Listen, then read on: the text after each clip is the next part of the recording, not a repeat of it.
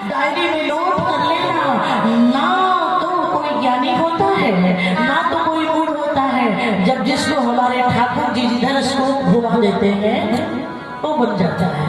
अगर प्रभु जी ने ज्ञानी बना दिया तो ज्ञानी बन गए, और भगवान मूर्ख बना दिए तो मूर्ख बन गए। ना तो ज्ञानी मूड हमको भगवान की मोहन जैसी होती, साधक को वैसा ही बन जाता है।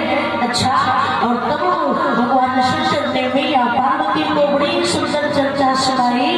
इस शाखा एक बार हमारे नारद जी एक भ्रमणशील है, भ्रमण करते करते देवर्षि नारद पहुंच गए। बोले ही मंदिरी गुहा एक यति पावनी, और वह समीप सुर शरीर सुहावनी। महाराज शिवालय की गुफा में पहुंचे, जहां गंगा जी कल छल छल तरंगों से तरंगायित हो रही है। सो नारद बाबा पहुंच गए गंगा जी के इस पावन अविरंधार के प्रवाह में। बड़ा सुंदर आश्रम दिखा। क्या हुआ? बोले आश्रम परम पुनीत सुहावा,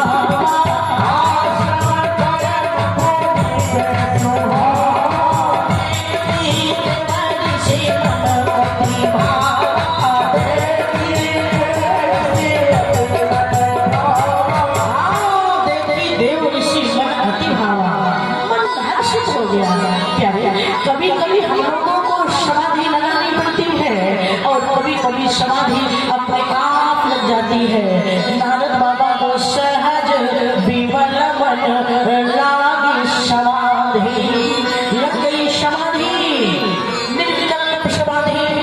इंद्र परेशान हुए, इंद्र को लगा अगर कहीं नारद बाबा की समाधि पूरी हो गई ना तो इनके पास पुण्य होगा, और पुण्य ज्यादा होगा तो अगले जन्म में नारद जी इंद्र बन जाएंगे, तो अपनी कुर्सी खतरे पे हो जाएगी। इसलिए जब जब हम लोग कोई पूजा पाठ करते हैं ना, इंद्र देवता उपद्रव मचाते हैं। हमारे आचार्य जी बैठे हैं, इसलिए इंद्र को भी याद किया जाता है। सर्वे ग्रहों को आमंत्रित किया जाता है, आप लोग शांत रहें। ब्रह्मा मुरारी त्रिपुरांतकारी भानु शशि भूम स्तोमश्च गुरुश्च शुक्रः शनि राहु केतवः सर्वे ग्रहाः शान्तिकरावन्तु। क्योंकि अनुकूल होते हैं ये ग्रह तो लाभ पहुंचाते हैं, और प्रतिकूल होते हैं तो नुकसान देते हैं। तो इंद्र प्रतिकूलता का काम करते हैं।